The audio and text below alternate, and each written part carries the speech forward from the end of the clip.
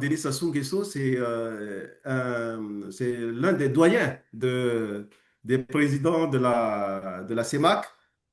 C'est quelqu'un qui est expérimenté justement en matière de médiation en République centrafricaine, au Tchad, sur le plan politique pour faire en sorte que certains conflits qui naissent ça et là soient résolus. Et il a prouvé par le passé qu'il avait cette stature internationale pour pouvoir travailler à la médiation et donc à la paix dans l'espace CEMAC, et ce qui est aussi une grande préoccupation. Et je pense que lui, il a commencé son mandat avec enfin, deux recommandations assez fortes. Ses pairs de la CEMAC ont recommandé lors du dernier sommet qu'il travaille un peu plus sur la libre circulation des personnes et des biens. Et deuxièmement, ils lui ont demandé d'engager une réforme du cadre monétaire, notamment avec la France.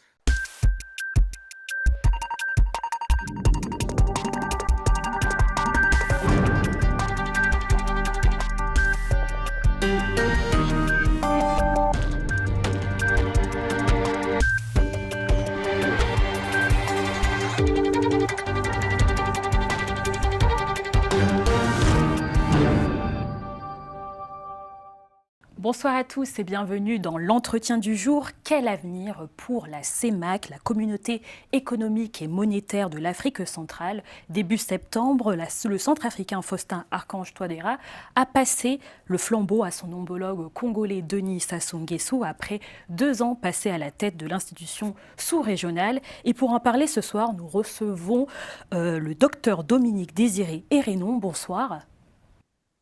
Bonsoir, madame. Alors, vous êtes le président du parti du MDSP, la Marche pour la démocratie et le salut du peuple. Vous êtes également enseignant-chercheur. Après justement la clôture du 16e sommet de la CEMAC, Monsieur Hérénon, quels sont justement les principaux enseignements tirés à Bangui de ce rendez-vous, notamment en matière donc de libre circulation et de coopération régionale? Je vous remercie, madame, de l'invitation à traiter de la question de l'intégration en zone CEMAC et à tirer les conclusions justement du dernier sommet, du 16e sommet des chefs d'État de la CEMAC qui s'est tenu à Bangui les 9 et 10 septembre. Moi-même, je n'ai pas pris part à ce sommet. Je n'ai pas contribué à la préparation de ces assises, mais de ce que je sais, d'après les discours qui ont été prononcés, notamment par Son Excellence le Président de la République centrafricaine, professeur Faustin Archange Touadéra, en tant que président sortant de la CEMAC, on a noté qu'il y avait des avancées en matière d'harmonisation des politiques économiques au niveau de la sous-région. Ça, c'est le premier point que moi j'ai retenu. Ensuite, il y a aussi des avancées en matière de la modernisation du système bancaire sous-régional. C'est un deuxième point que j'ai noté. Le troisième point noté, c'est une meilleure coordination régionale, en fait, entre les États et les institutions communautaires. Parce que ce problème a toujours existé depuis l'existence de la CEMAC en 1994, depuis sa création. Il y a toujours eu des sommets des chefs d'État, il y a toujours eu des grandes réunions ministérielles, mais la mise en œuvre souffrait un peu d'un manque de coordination entre les gouvernements des États membres et les institutions de la CEMAC. Et là, j'apprends lors du dernier sommet qu'il y a eu une amélioration au cours de ces dernières années en matière de coordination régionale. Et c'est une très bonne nouvelle. Enfin, j'ai noté aussi, hein, comme tout le monde, qu'il y avait enfin, que la libre circulation des personnes et des biens dans l'espace CEMAC s'est un peu améliorée. Je n'ai pas les chiffres, mais si on en croit les discours qui ont été tenus par non seulement le président Fossard Archange Touadéra et les autorités de la CEMAC, eh bien, ce sont les 4 points qui ont retenu mon attention en ce qui concerne les avancées au niveau de la CEMAC à ce jour. On a vu que durant ce sommet-là, on a abordé le problème du franc CFA. Pensez-vous que la réforme monétaire engagée suffira donc à renforcer cette souveraineté économique des États membres et aussi lever le blocage historique de la zone? Oui, Madame Danelli, moi je vois la chose sous un autre angle. En tant que politique, en tant que leader politique, c'est bien de s'engager dans la réforme du franc CFA, la réforme monétaire. Et cette réforme monétaire, elle n'est pas que exclusive à la zone CEMAC, elle est aussi partagée dans d'autres organisations sous-régionales, notamment la CEDEAO en Afrique de l'Ouest. Mais en ce qui concerne enfin, la CEMAC, je dois dire, de mon point de vue, que ce qui est important aujourd'hui, la souveraineté économique, c'est vrai, la souveraineté monétaire, c'est vrai, mais il faut asseoir d'abord ce que moi j'appelle une souveraineté économique. En zone CEMAC aujourd'hui, ce n'est pas la monnaie qui va faire la richesse des pays de la zone CEMAC. Je plaide pour que qu'on mette plutôt l'accent sur la souveraineté économique. Et donc, la souveraineté économique, pour moi, c'est de réduire, par exemple, la dépendance des États de la CEMAC par rapport aux matières premières, c'est-à-dire le pétrole, l'or et le diamant. Le pétrole pour le Cameroun, l'or et le diamant pour la République centrafricaine, ce sont des exemples, et même le Congo-Brazzaville par rapport au pétrole. Donc, je plaide pour qu'on aille vers une souveraineté économique en passant par la réduction de la dépendance des 6 États membres de la CEMAC par rapport aux matières premières. Et c'est à terme maintenant que nous pourrions aller vers une vraie réforme monétaire. Parce que pour moi, la question centrale, c'est d'abord l'économie. C'est l'économie qui est la base de tout. La monnaie, elle vient après. Si la monnaie vient s'arrimer à une économie forte de la CEMAC, eh bien, ce serait une très bonne chose pour les peuples de la CEMAC. C'est le cas en soi, parce que les chefs d'État ont insisté sur la nécessité donc de la diversification économique, comme vous l'avez dit, surtout comme vous avez bien mentionné dans un contexte des dépendances économiques persistantes avec les matières premières. Mais quelles conditions concrètes, selon vous, pourraient permettre du coup que la CEMAC s'engage vers plus de résilience et de valeur ajoutée alors? Madame Dalédy, vous faites très bien de soulever la question de la diversification économique qui me tient beaucoup à cœur. Aujourd'hui, vous savez, si les 6 États membres de la CEMAC vraiment s'engagent sur le chemin du développement économique, eh bien, ils devraient prendre en compte ce que vous venez de dire, c'est-à-dire la nécessité d'aller à une diversification de nos économies au niveau de la CEMAC. Et pourquoi est-ce que je le dis? Parce que s'il y a diversification économique, comme vous le dites, on va pouvoir réduire la dépendance de nos États de la CEMAC par rapport aux matières premières. Ça, c'est d'un. De deux, la diversification économique aura comme vertu de favoriser aussi la croissance économique dans la zone CEMAC. En ce qui concerne maintenant les pistes, puisque vous avez posé la question par rapport aux pistes, moi, je pense qu'il faut repartir aux fondamentaux, Madame Dalili. Les fondamentaux, pour moi, c'est quoi? Eh bien, c'est aller à l'agriculture. Si je prends l'exemple de la République centrafricaine, eh bien, c'est un pays qui est fortement dépendant de l'agriculture.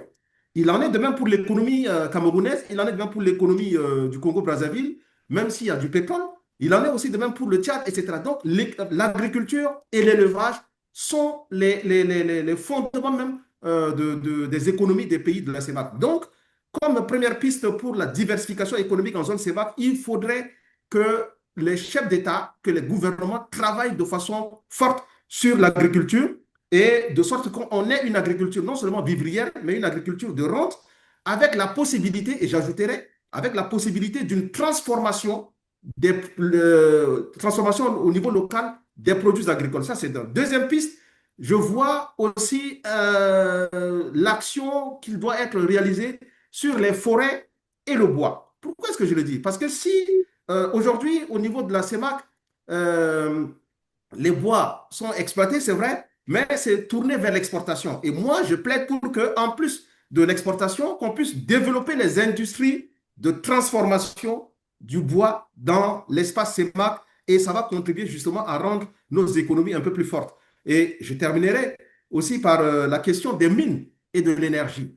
Les mines il y a une exploitation de l'or, du diamant, etc. dans certains pays de la CEMAC, mais c'est beaucoup tourné vers l'exportation. Mais il est important aujourd'hui que nous puissions développer des industries de transformation des minerais, notamment dans les différents pays. Et deuxièmement, il faut aussi aller vers une énergie, mais une énergie renouvelable. Et comment justement les États peuvent coordonner ensemble? Parce qu'il ne faut pas oublier que ce sommet est intervenu dans un climat diplomatique assez tendu, avec plusieurs États confrontés à des défis sécuritaires. Comment ces réalités aussi influencent le calendrier d'intégration et de solidarité au sein de la CEMAC? Euh, vous savez, Madame Dalini, le pilier, justement, le pilier d'une intégration, c'est la libre circulation des personnes et des biens. Aujourd'hui, en zone CEMAC, je peux dire que c'est une des réalisations dont on peut être fier. Mais comme vous savez, rien n'est perfect, rien n'est parfait en ce monde. Donc, la question de la libre circulation des personnes et des biens, des capitaux, des services, ça reste encore une préoccupation en termes d'amélioration. Et pour que nous puissions avoir une meilleure circulation des personnes et des biens, il faut relever quelques défis, notamment la sécurité. Vous avez évoqué la sécurité. Dans l'espace CEMAC, nous avons certains États tels que la République centrafricaine et le Tchad qui sont confrontés à un problème sécuritaire aigu de par la présence des groupes armés qui écument des pans entiers de ces États, qui contrôlent ces régions et qui parfois même lèvent des impôts au niveau local et qui rivalisent avec les gouvernements centraux de ces États. Donc, il y a la question de la sécurité qu'il faut relever, mais il y a aussi la question des barrières illégales. Quand vous quittez, par exemple, un pays de la CEMA vers un autre, euh, vous allez devoir faire face, surtout quand vous passez par des corridors routiers, vous allez devoir faire face à des problèmes de barrières illégales. Ça, c'est deux. Et il y a aussi la question, je vais terminer par là, il y a la question des infrastructures routières, aéroportuaires qui font défaut. Quand vous quittez par exemple les plus centrafricains, vous voulez aller en N'Djamena ou bien à Brazzaville à côté, Madame Dalini, vous êtes obligé, quand bien même il y a la libre circulation des personnes et des biens, mais vous êtes obligé de prendre l'avion par exemple, d'aller jusqu'à Addis Abeba. Et de Addis Abeba, vous transitez peut-être par un autre pays avant de revenir juste à côté à Brazzaville, à côté de la République centrafricaine, ou de revenir juste à côté de la République centrafricaine, en N'Djamena. Donc, vous voyez que même la libre circulation des personnes et des biens, qui est un pilier fondamental de l'intégration sous-régionale au niveau de la CEMA, il y a encore des choses à améliorer et la coordination, justement, régionale, c'est-à-dire entre les gouvernements et les institutions communautaires, doit être revue. Et dans ce cadre-là, est-ce qu'on peut réellement dire que le bilan donc de Touadéra est satisfaisant? Le bilan du président Touadéra a été court. J'avoue, ça a été court. Ça a duré un an, quelques mois. Ça a été court. Je pense que justement, c'est aussi un problème parce que on n'est que six États membres, hein, Madame Daleni, on n'est que six États membres au niveau de la CEMAC. Et si vous voulez mon point de vue, c'est vrai qu'il faudrait qu'on ait une présidence tournante, hein, rotative. Et je plaide pour que euh, la présidence dure au moins 2 ans. Parce qu'on n'est que six, on est que six États membres. Donc, un an, moi, je trouve que c'est trop court pour un chef d'État de pouvoir asseoir une équipe qui va travailler à sa vision sous-régionale et puis de la mettre en œuvre et puis de la faire partager avec les autres gouvernements et puis de convaincre les autres gouvernements sur la nécessité d'appliquer sa vision. Donc, 2 ans me paraît assez raisonnable. Mais je pense que, comme l'a dit le président, il y a eu des avancées en matière d'harmonisation des politiques économiques au niveau de la CEMAC sous sa présidence. Il y a eu la modernisation du système bancaire sous-régional et il y a aussi eu une meilleure amélioration de la libre circulation des personnes et des biens. Ça, c'est à mettre à son actif. Maintenant, j'espère que le président Denis Sassou Nguesso, qui a pris le relais, va poursuivre dans ce sens et peut-être nous proposer d'autres qu'on avance au niveau de l'intégration. D'ailleurs, comme vous l'avez stipulé en parlant du président Denis Sassou Nguesso, comment s'annonce sa feuille de route selon vous? Est-ce que vous avez d'ailleurs confiance en lui? Vous savez, le président Denis Sassou Nguesso, c'est l'un des doyens des présidents de la CEMAC. C'est quelqu'un qui est expérimenté justement en matière de médiation en République centrafricaine, au Tchad, sur le plan politique pour faire en sorte que certains conflits qui naissent ça et là soient résolus. Et il a prouvé par le passé qu'il avait cette stature internationale pour pouvoir travailler à la médiation et donc à la paix dans l'espace CEMAC, et ce qui est aussi une grande des préoccupations. Et je pense que lui, il a commencé son mandat avec enfin, deux recommandations assez fortes. Ses pairs de la CEMAC ont recommandé lors du dernier sommet qu'il travaille un peu plus sur la libre circulation des personnes et des biens. Et deuxièmement, ils lui ont demandé d'engager une réforme du cadre monétaire, notamment avec la France. Donc, on lui fait totalement confiance. C'est un doyen. On espère qu'il va travailler sur ces deux chantiers. Mais si vous le permettez, Madame Dalini, je pense qu'aujourd'hui, vous savez, la CEMAC, il y a l'aspect monétaire, ça marche. On a le franc CFA. C'est utilisé dans les 6 États membres de la CEMAC. Ça, c'est très bien. Nous avons l'intégration économique à travers la libre circulation des personnes, des capitaux, etc. C'est très bien. Mais vous savez, nous sommes une communauté. Et en tant que communauté, la question que moi je peux me poser aujourd'hui par rapport à la CEMAC, c'est celle de savoir, est-ce que les peuples de la CEMAC, est-ce que les citoyens de la CEMAC se reconnaissent membres d'une seule et même communauté qu'on appelle CEMAC? J'ai l'impression que non. Pourquoi est-ce que je le dis? Je le dis parce que je ne vois pas de sentiment dans les différents États membres, je ne vois pas trop le sentiment d'appartenance à une seule et même communauté. Et donc ça, c'est le volet culturel et social. Regardez, au niveau de l'espace, il n'y a même pas une seule langue qui est parlée à l'échelle des 6 États membres. Moi, je plaide, par exemple, pour que les citoyens de la zone CEMAC puissent à terme, peut-être dans 10 ans, dans 15 ans, 20 ans, puissent parler, avoir une langue communautaire. Ça peut être le Lingala au Congo, qui est très parlé au Congo-Brazzaville. Ça peut être le Sango, qui est très parlé en République centrafricaine. Ça peut très bien être une autre langue du Cameroun ou bien, c'est pas moi, du Gabon ou de la Guinée ou du Tchad. Donc, je pense que l'aspect monétaire est souvent pris en compte, l'aspect économique est souvent pris en compte, mais il y a un autre aspect qui n'est pas souvent pris en compte dans l'espace CEMA et sur lequel je voudrais qu'on insiste. Et je voudrais donc appeler l'attention des chefs d'État dessus, c'est le volet social et c'est le volet culturel. Il faudrait que la CEMAC soit non pas seulement une intégration au niveau économique, financier, mais il faut qu'elle soit une vraie intégration au niveau social et culturel avec le sentiment que les citoyens de ces pays-là ont d'appartenir à une seule et même communauté. En tout cas, au cours de son mandat, Denis Sassou Nguesso compte inclure une réunion annuelle des ministres de la Santé et la lutte contre le virus Mpox, ce qui élargit en soi aussi la sphère d'action de la CEMAC au niveau sanitaire, au niveau santé. Comment percevez-vous justement ce virage santé à défaut du virage culturel que vous mentionnez dans le mandat de Denis Sassou Nguesso? Ben, je pense que la santé a toujours pris une place importante dans les débats au niveau de la CEMAC, notamment au niveau des sommets des chefs d'État de ces pays. Mais si le président ou bien le doyen Denis Sassou Nguesso a comme vision de mettre un accent particulier durant sa présidence sur les questions sanitaires, c'est une très très bonne chose parce que vous savez que la santé, c'est aussi la base de tout, c'est la base de l'intégration. Pour que l'intégration avance, il faut que dans nos différents États, que les politiques publiques en matière de santé puissent être fortes, que les politiques publiques conçues, non seulement au niveau des États, mais surtout à l'échelle communautaire, puissent être mises en œuvre.